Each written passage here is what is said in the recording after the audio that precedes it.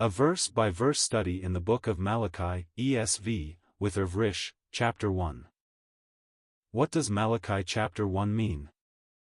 Malachi is an excellent example of how sophisticated Old Testament poetry can be. Modern chapter and verse divisions don't accurately capture the structure used in this book.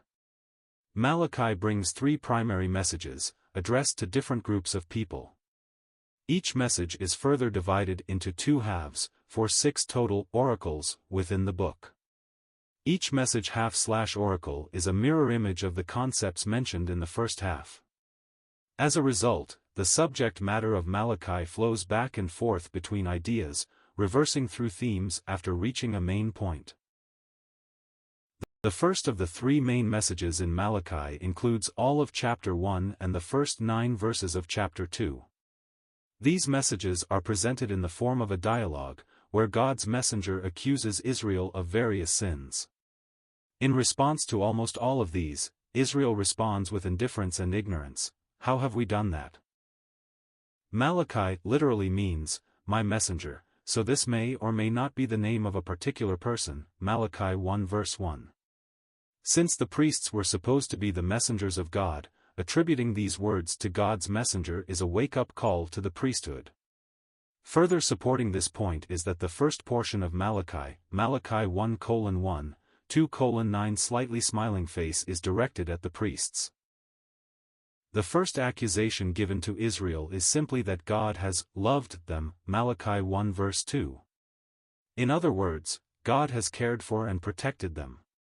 For perspective, Malachi refers to the fate of the nation of Edom. Jacob, the father of the nation of Israel, and Esau, the father of the nation of Edom, were brothers. As prophesied in Obadiah, Edom was destroyed for their many sins, Malachi 1 verses 3-4. Even though Israel has been persecuted and scattered, God has kept them alive and intact. The same was not true of Israel's national brother. This is given as proof that God has shown more favor to Israel than other people. The priests are specifically accused of despising God's name. They do this by offering unacceptable sacrifices, Malachi 1 verses 6-7. The priests had been given detailed instructions by Moses on proper sacrifices, Leviticus 22 verses 17-33. Instead, they were offering sick, crippled, or otherwise impure animals. The quality of their offerings was so poor that even a human government official would not have taken them, Malachi 1 verse 8. Likewise, their attitude is bitter and lazy, Malachi 1 verse 13. These are both an insult to God. God's response to this is a rejection of Israel's worship. In fact, God says he would rather the priests offer no sacrifices at all, rather than improper ones, Malachi 1 verse 10. The sin of bringing God apathetic, selfish, or profane worship is worse than offering no worship at all. This chapter also includes a combined prophecy and threat to Israel, regarding the Gentiles. Israel knew they were the chosen nation of God. The Gentiles, all the non-Jewish people, were not. When God says that he will be worshipped, in purity, by the unclean Gentiles, this is a slap in the face to Israel. Verses 13 and 14 demonstrate the general apathy of Israel. The priests, in particular, know the right things to do. They are aware of the proper sacrifices, and the right way to teach the people. But they see these as too much trouble, Malachi 1 verse 13. Men routinely make promises to God that they don't keep for selfish reasons, Malachi 1 verse 14. Even in this condemnation, God's mercy is evident. The penalty for profaning God's holiness, in the Old Testament, is death, Numbers 18:32. Despite their disregard for him, God is still trying to reach his people, for their own benefit.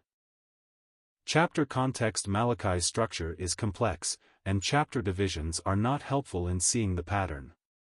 There are 3 primary messages in this book, the first running from Malachi 1 verse 2 through Malachi 2 verse 9. Most of chapter 1 is the first message, directed to the priests of Israel. This is an important first step, since the priests were responsible for teaching the people. Failures by the priests would inevitably lead to failures by the people. The second and third messages are delivered more generally to the nation of Israel. Verse by verse. Verse 1. The oracle of the word of the Lord to Israel by Malachi. The name Malachi literally means, my messenger, so this might not be the name of a specific person. The choice of this name is interesting, for several reasons. First, the priests were meant to be the messengers of God to the people. As this chapter explains, they are failing in that regard. So, for the message to come from God's self-titled messenger highlights the difference between those who do and do not follow God's will. Second, this will be the last prophetic lesson given to Israel for 4 centuries. After that will come John the Baptist, the messenger, predicted in Malachi 3 verse 1 and Isaiah 40 verse 3. This long period of quiet is bracketed on both ends by people specifically referred to as God's messengers. This verse also begins with an interesting word, masese, translated as an oracle or burden. The Hebrew word implies the idea of raising something, as one would raise an alarm. Or, of carrying something. This is a word often used in Old Testament prophecies, Habakkuk 1 verse 1, Nahum 1 verse 1, Isaiah 13 verse 1. Typically, this word is used to set up a message that is threatening or dangerous, Zechariah 9 verse 1, Isaiah 14 verse 28. Context summary: Malachi 1 verses 1 to 5 introduces this prophecy as one from Malachi, meaning, my messenger. This passage summarizes the basic spiritual problem facing Israel, apathy. God has shown his love for them, but they don't recognize it anymore. To show how he has loved them, Malachi points to the destruction of Edom. Israel has suffered, but God has kept them through those struggles. Edom, on the other hand, has been obliterated. God's chosen people have sinned, but they haven't been destroyed, which is an act of God's love and mercy towards them. Verse 2. I have loved you, says the Lord. But you say, how have you loved us? Is not Esau Jacob's brother, declares the Lord. Yet I have loved Jacob. Malachi takes the form of a dialogue, where God's messenger delivers accusations, and Israel responds with doubt. In this verse, God declares that he has loved Israel. As used in the Old Testament, this implies more than mere feelings. It is a statement that God has actively worked for the good of the Jewish people. Israel seems to see no such love. At this point in history, Israel had been attacked several times by Babylon. Jerusalem had been sacked, the temple destroyed, and many people taken captive. When Malachi was written, the people had been allowed to rebuild, but they were still under the control of a foreign enemy. They were bitter, angry, and eager to see the promised one appear. The fact that Israel questions God's love is not only a sign of their angst, but shows a lack of trust in God. Verses 2 through 5 explain God's love for Israel by contrasting it to the fate of Edom. Jacob and Esau were brothers, and became the fathers of the nations of Israel and Edom. Israel is sour over their oppression by Babylon, a judgment brought on them by God. Edom, on the other hand, was judged by God through complete destruction. The fact that Israel still exists is proof that God has favored them over other people. Verse 3. But Esau I have hated. I have laid waste his hill country and left his heritage to jackals of the desert. Verses 2 through 5 contrast the destruction of Edom with the survival of Israel. Esau was the father of the nation of Edom. His brother, Jacob, was the father of the nation of Israel. These nations are as closely related as possible. However, God has not favored Edom the way he has Israel. The prophet Obadiah predicted the destruction of Edom, Obadiah 1 verses 1 to 9, in judgment for their sins, Obadiah 1 verses 10 to 14. The reference here to Edom cities being abandoned shows that Obadiah's prophecy has been fulfilled. Israel's struggles have also been the result of their sins, but God has kept them alive and intact. This is an example of the ancient use of extreme contrasts. In English, the terms love and hate have an emotional impact. They imply completely opposite attitudes. In biblical use, this is not always the case. Romans 9 verses 10 to 13. Here, the extremes are meant to show a clear contrast between God's actions, not his emotions, towards two different nations. God has loved Israel in the sense that he has given great blessing and care to them. In contrast, he has destroyed Edom for their sins. Verse 4. If Edom says, "We are shattered but we will rebuild the ruins," the Lord of hosts says, "They may build, but I will tear down, and they will be called the wicked country, and the people with whom the Lord is angry forever." Israel has been attacked and defeated many times by their enemies. At this point in history, they are able to rebuild Jerusalem and the temple only with the permission of Babylon. When God declares his love for Israel in verse 2, the response of Israel is to say, "How?" As a poor, oppressed, and weak nation, many Jews would have rejected the claim that God was loving them. God shows his love by contrasting it to the fate of Edom. That nation, judged by God for sin, Obadiah 1 verses 10 to 14, was totally destroyed. Here, God specifically says that he will not allow Edom to rebuild. Their cities will remain empty and Edom will never be allowed to return. Israel may have been defeated and oppressed, but God had preserved them alive, allowed them to come back to their homes, and given them a way to rebuild. Despite the fact that these two nations were closely related, Malachi 1 verse 2, God has done much more to protect the future of Israel than he has Edom. Verse 5. Your own eyes shall see this, and you shall say, "Great is the Lord beyond the border of Israel." Part of Israel's spiritual apathy is their tendency to doubt God. Almost every time Malachi brings up their sin, Israel responds with disbelief. In verses 2 through 5, God has explained how his destruction of Edom is proof of his love for Israel. Instead of allowing them to be obliterated, as happened to Edom, he has preserved them. They may be oppressed and unhappy, but they have a future. Even though Edom was a closely related nation, they have not been given this chance. Malachi 1 verses 2 to 3. Malachi's purpose here is to explain to Israel that God is not just the God of the Jews, but of all people. His choice to allow Babylon to attack Israel, his destruction of Edom, and the return of Israel to Jerusalem are all examples of God acting in the world.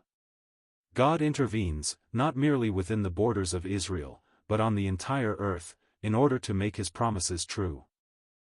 Verse 6. A son honors his father, and a servant his master. If then I am a father, where is my honor? And if I am a master, where is my fear? Says the Lord of hosts to you, O priests, who despise my name. But you say, how have we despised your name? Normal human experience tells us that fathers ought to be respected by their sons. The same is true of those who serve with respect to their superiors. Since that's obvious between different people, it ought to be all the more obvious between people and God. There is no possible excuse for disrespect when the guilty ones are priests, the very people given the most knowledge of God and his expectations. This is similar to the accusation Jesus will make of Israel's religious leaders in Matthew chapter 23. The allegation here is that these well-informed men are despising the name of God. As in verses 2 and 3, the extreme here is meant to show a contrast. The priests despise the name of God in the sense that they don't give him the honor he is due. In addition, the response shows a lack of trust in God. The expression of doubt, how, proves that Israel is not only far from God, they are indifferent to him. They even doubt the truth of his words. Verse 7 will explain the specific sin of the priesthood. The disrespect of the priests is summarized in their incorrect, apathetic sacrifices. Old Testament law was clear about the kind of offerings God expected, Leviticus 22 verses 17 to 33. One modern application of this passage is to consider the obligations required of spiritual leaders, 2 Peter 2 verse 1. Church leaders are placed under higher scrutiny, since they have a great influence on the discipleship of others, James 3 verse 1, Malachi 2 verse 7. Context summary: Malachi 1:6, 2:9 is directed specifically at the priests of Israel. Despite having knowledge of the Old Testament law, they are offering improper sacrifices to God. Instead of following the requirements for pure offerings, they are sacrificing animals so defective that a mere politician would not accept them. This shows their apathy and disrespect towards God. In response, God warns that he will be praised properly, even if it's by the Gentiles, even if it's in spite of his own chosen people. This includes a threat to humiliate the priesthood, if they don't lead the people as they have been instructed. Verse 7. By offering polluted food upon my altar. But you say, how have we polluted you? By saying that the Lord's table may be despised. Leviticus 22 verses 17 to 33 gave detailed instructions on proper sacrifices. Leviticus 21 verse 6 specifically said that failing to follow these instructions would be to profane the name of God. Rather than follow these instructions, these priests in Malachi's time were offering improper, spiritually polluted, animals at the temple. This would have included sick, lame, or blemished animals. According to Malachi 1 verse 8, these were not merely minor flaws. The animals being offered were so obviously inferior that they wouldn't have been accepted by other people, let alone God. The reference to the Lord's table here is a reference to the altar of sacrifice, as mentioned earlier in verse 7. This is not the acacia wood table from the tabernacle mentioned in Exodus 25 verse 23. Whether the literal altar, or the general concept of sacrifices, Malachi is referring to the contents of the offerings being brought by the priests. By using inferior and inappropriate animals, the priests are showing profound disrespect to God. This passage also explains God's attitude towards those in positions of spiritual leadership today. The more we know about God, and the greater the responsibility we take on, the more scrutiny we are under, James 3 verse 1. Leading people astray, especially through apathy or disrespect for God, is a serious sin, Matthew 18 verse 6, Galatians 1 verse 8, 1 Timothy 6 verses 3 to 5. Verse 8. When you offer blind animals in sacrifice, is that not evil? And when you offer those that are lame or sick, is that not evil? Present that to your governor, will he accept you or show you favor? Says the Lord of hosts. Apparently, the priests were sacrificing animals forbidden by the law. Leviticus 22 verse 22 explicitly says that blind animals are not to be offered. Neither are lame or diseased animals. Yet, these are the kinds of offerings being brought. The point being made is that the priests know what the correct sacrifices are. This section of Malachi is addressed to Israel's spiritual leaders, who are being both lazy and disrespectful in their duties. Making the point even more clear is the reference to politicians.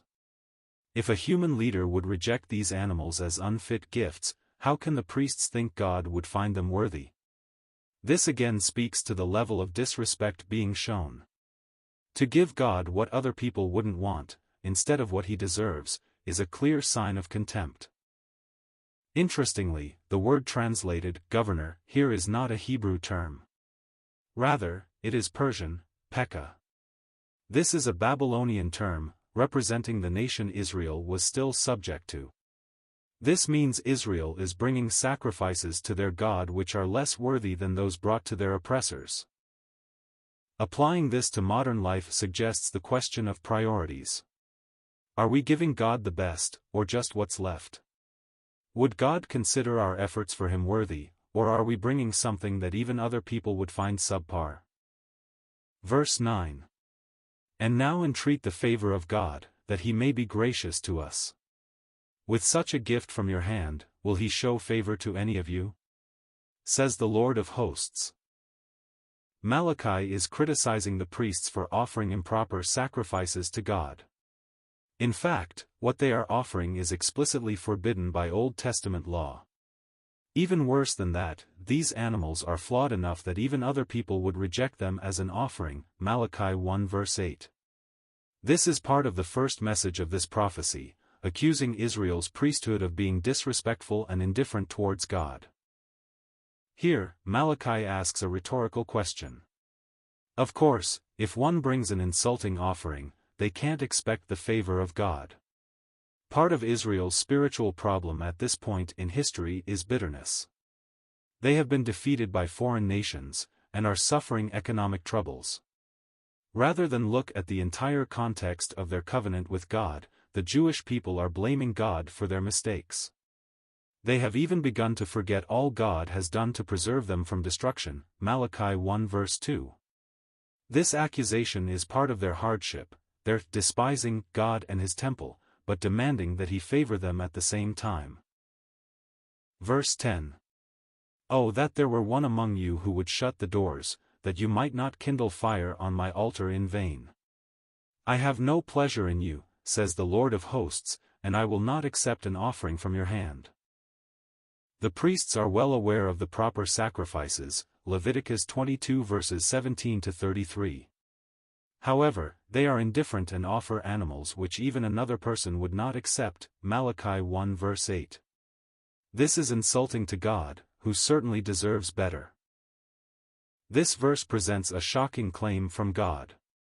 In short, He would rather see no worship at all than to be worshipped in lazy and offensive ways. Once again, though, this is something we easily see paralleled in human experience. Being offered a gift which is thoughtless or inappropriate is actually more offensive than being given nothing at all. This is an important stance to consider as we examine our relationship to God. Worship is about more than just going through the right motions. The Bible often speaks against legalism, James 2 verse 10.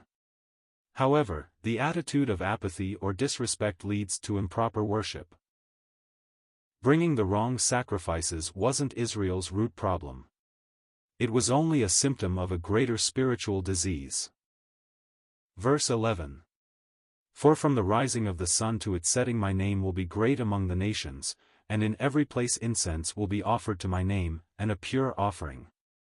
For my name will be great among the nations, says the Lord of hosts. There are some disagreements about whether this verse should be rendered in the present tense or the future tense. Theologically, only the future tense makes sense. At this point in history, proper sacrifices could only be made at the temple, and pagan nations had no such place to worship God. Likewise, the Hebrew construction suggests that these future offerings will be brought from all places, not literally offered in all places. God has just told Israel that He would rather they stop offering Him any sacrifices at all, rather than bringing insultingly flawed animals. This verse brings in God's eventual honor from the Gentiles, non-Jews, which would have been a slap in the face to Israel. As God's chosen people, they had been given special treatment by God. Here, however, God is telling them that pure offerings, unlike Israel's impure sacrifices, will be offered by the, supposedly, unclean Gentiles. In short, God is reminding Israel that He will be properly worshipped, even if that worship comes from those outside of Israel. He will be given honor, even if that happens in spite of Israel, Romans 3 verses 1 to 8. Someday, those outside of God's chosen people will recognize God for who He is, and give Him the worship He is due, Zechariah 14 verse 9. Verse 12. But you profane it when you say that the Lord's table is polluted, and its fruit, that is, its food may be despised. This passage of Malachi is a condemnation of Israel's priests, for failing to bring the proper sacrifices to God. As seen in verse 10, God would prefer to see no offerings rather than apathetic or impure ones. The actions of the priests were simply the natural outcome of their attitudes, which verse 12 makes clear.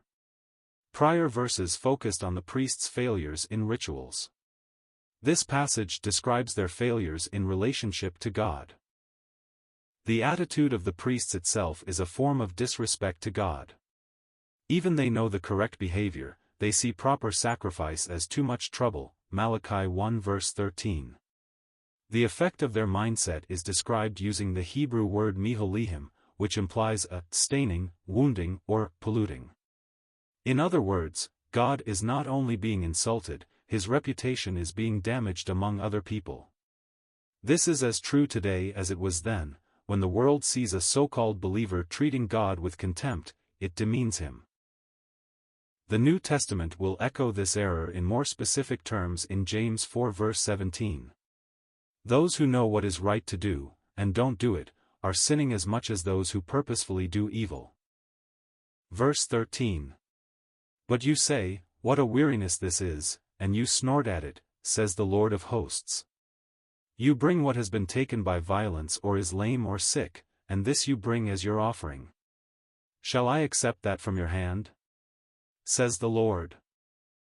The first message from Malachi is directed at the priests, and focuses on their improper sacrifices. Recent verses have addressed the insulting attitude of Israel's spiritual leaders. This is so degrading to God that he would rather they simply stop offering sacrifices completely, Malachi 1 verse 10. Verse 12 has stated that the priest's careless disrespect for God has profaned his name, meaning it has been degraded and insulted. This verse explains part of the flaw in the priest's mindset. Bringing the correct sacrifices is harder than offering whatever is laying around. Diligently following God is more challenging than laziness and selfishness. And yet, the priests choose not to honor God, since doing so is weariness. Once again, this has application for our lives today. Sneering at God's will, or his honor, when it conflicts with our preferences is a dangerous mindset. God's point here is the same as given in verse 10, improper offerings will not be accepted. This has been expanded to include not merely the physical sacrifice, but the attitude with which it has been brought.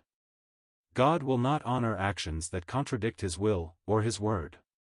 At the same time, he will not honor actions which come from impure motives or an arrogant heart. What we do and how we think are unavoidably intertwined.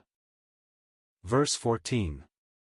Cursed be the cheat who has a male in his flock, and vows it, and yet sacrifices to the Lord what is blemished. For I am a great king, says the Lord of hosts, and my name will be feared among the nations. A major factor in Israel's sin is the fact that they have everything necessary to properly honor God. And yet, out of laziness, bitterness, and apathy, they insult God by bringing impure offerings. According to this verse, those who promise God a proper offering, then substitute something less, are actually cheating him. This is certainly immoral, but it's also disrespectful. In modern terms, this is known as a bait-and-switch, where what's delivered is much less than what was promised. Attempting this scam implies that the victim is too weak, stupid, or gullible to be worth fair dealings. Applied to God, this is unbelievably arrogant. According to verse 10, God would prefer to see no worship at all rather than worship which comes in impure form, or from an impure heart. The attitude expressed here shows another facet of why. Giving God less than he is due, as though he were a sucker to take advantage of, is both immoral and degrading. As was warned in verse 11, God will be properly honored, with or without Israel. The nations, as used here, means the Gentiles, or all of the non-Jewish people of the world.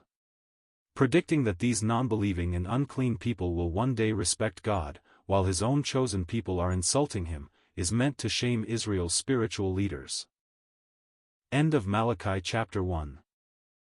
Please note. The material used in this video is from BibleRef.com, which is from Got Questions Ministries and is posted here to be read by immersive reader in the Edge browser. If you copy this material, please follow these rules. Content from BibleRef.com may not be used for any commercial purposes, or as part of any commercial work, without explicit prior written consent from Got Questions Ministries. Any use of our material should be properly credited, Please make it clear the content is from BibleRef.com. BibleRef.com content may not be altered, modified, or otherwise changed unless such changes are specifically noted.